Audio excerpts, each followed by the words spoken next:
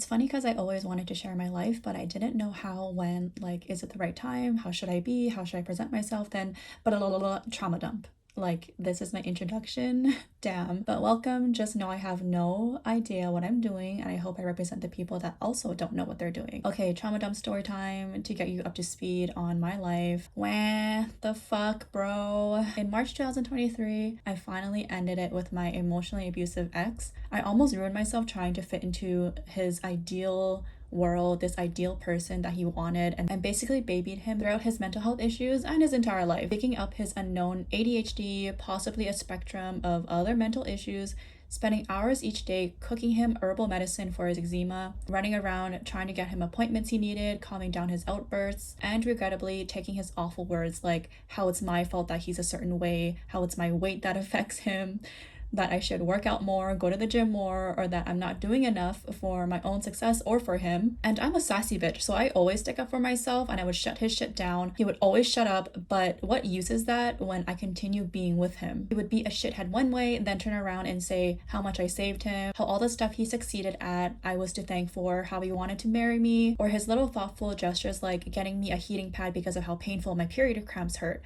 or when I was having a bad day, he'd tuck me in and check up on me to make sure I was okay, how he took care of me in Korea when I was healing from surgeries. I finally understood how abusive relationships work its way into blinding you, binding you, and confusing you.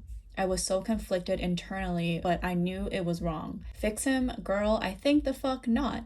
The last straw was finding out he was messaging other girls. This was the third time I broke up with him, and the final. I blocked him off of everything so he couldn't give me his excuses that inevitably always got us back together. He'd be the type of dude that hurt you, then cry and fuss when you call him out for it. There was so much audacity in this dude, so fucking much. The way he'd claw and beg and cry his way back, I'm glad I'm out now. It didn't take long until I went on dating apps. I didn't care about processing feelings whatsoever. Before the end of our relationship, it was already falling apart for months now. So I thought I didn't need to process shit. There's this part after breakups where you feel invincible, where you don't care what happens, you feel spontaneous. So I went to LA after talking to this guy for like a week from Tinder. The first day I landed in LA, I met up with him and stayed at his place. This is the first time meeting him. Then later on in LA, I met a fellow creator I've been wanting to link with. They were both super chill, super fun, lovable, not murderers at all. Obviously that Tinder boy wasn't going anywhere, but at the time I really didn't care. I was out here making memories, trying to reinvent my entire life. Then back home, I had to face everything that I didn't know I had to. I was just like, whatever, I don't care if my life goes into shit, it goes into flames. And this might be dark, but at the time I was thinking, well, if anything ever doesn't work out, if everything did go to shit, I would just exit life. Yeah, exit. Whatever you're thinking, it's that type of exit. My happiest thought was not waking up. Might regret sharing that, but I think it's important for people to know that mental issues are very real. I'm not there anymore, thankfully, but yeah, I did have those thoughts. So when I came back home, I'm like, fuck this, fuck that, fuck me, I don't care. I was reckless, and I told myself, okay, do your thing, feel whatever feelings that are there, and I thought I'd go ballistic. But no, what happened next was I slept and slept and slept. Then I came to realize that holy shit is probably all that weight and strain that I had in my relationship with him, no breaks, finally fall off. My mind, my body was tired, and now thinking back, I was just letting go what was at the front line and just detoxing all of that. My spirit was just filtering out everything until it was clearer. By now it's late April, I'm still tired, still don't really care. Then fast forward to June, now I don't really think of the relationship, but it did hit another phase, which was shadow work, the questioning of self, the reflections, and at the very top, feeling very fucking lost. Right is left and left is up and up is Brazil. I've been here many times. We all have. It's a limbo. We live life as we do. Then we hit these checkpoints where you get to decide where you want to go. At first, I didn't want a destination. I just let my life pull me by its flow. And eventually the flow stopped here. So now I'm like, fuck, well, I feel like I need some updates in my brain because now whatever I've been doing isn't working. Now I feel like I need a nudge in a certain direction at least. But at least I'm not feeling as lost as I was. Nothing matters up until now. I'm at a standstill and my emotions seem to be heavier, slowed down, but magnified. I felt like I was suspended in air while time keeps moving, but I'm not. It's a strange feeling. So I spent some time to myself. I'm still here, but I did move a little bit. I don't feel as lost as I was a month ago, but during the time I wasn't sure if I should continue with my work. Do I even like my work? Why am I so anxious always? Why do I think so much but do so little? Why do I quit before even starting? I didn't know why. Should I consider a plan B? So I started taking Google courses on data analytics. Just something. Give me something that is certain, because I feel like my entire life is uncertain. Like, stamp it with a I do not fucking know, because really I don't know. I need a sense of grounding, of security, as all people deserve. I don't get that in this line of work yet. And I realized I paid too much attention to my job that I thought it would be good to divide that attention. So too much attention on one thing to obsession can't be good for my mental health. Once I did that, I actually calmed down like 80%, dividing my attention between content creation and then data analytics course. I was kinder to myself, and I drilled into my mind, convinced myself that let's try this one thing, and if it doesn't work, we'll continue with something else. Now, saying these things to yourself and actually acting through it is different. It's hard, but this time I actually got it. I was okay. Then while learning, I got lost again and questioned, man, do I really want to do this? By now I've spent 3 weeks cramming that information, making notes, up until 3 a.m. doing these courses, trying to speed through. Fuck, I lost interest. My head keeps pulling me back to content creation. What if it never works out for me though? What if I wasn't way over my head? Why did I think I would be any good at this? And I realized how attached I was, how desperate I was to be accepted into an ideal world. My entire identity was attached to this job.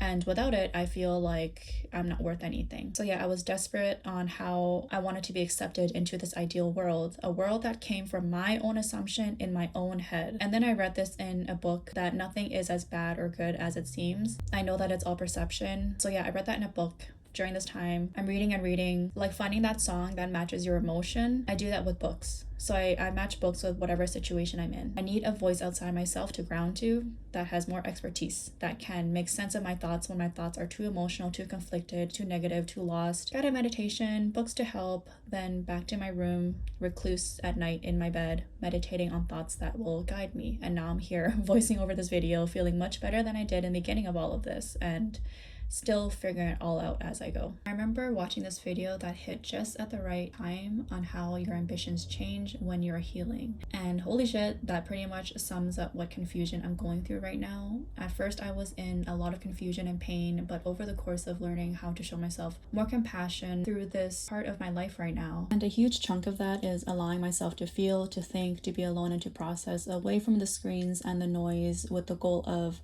I want to understand myself so I can better get what I'm doing or what I choose to do.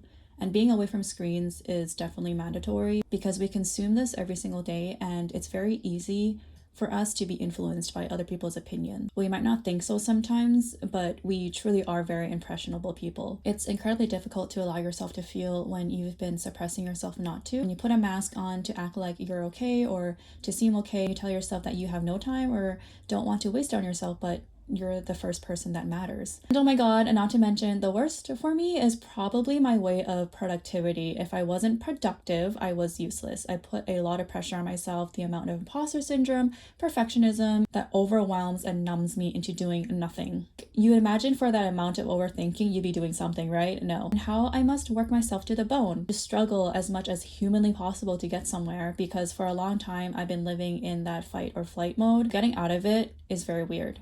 You will sleep a lot because your mind and body kept score and it's going through it to heal. My ex made it worse for me too with that productivity. If I wanted to rest, he'd literally complain that I'm resting. I realized that all of those times I didn't work, I was overthinking. And the act of overthinking actually is overworking your head mentally. So when we felt bad we didn't work or be productive for the day, and why the fuck we're sleeping so much or feel tired when we did quote unquote like nothing, it's because we were overworking our minds with our thoughts.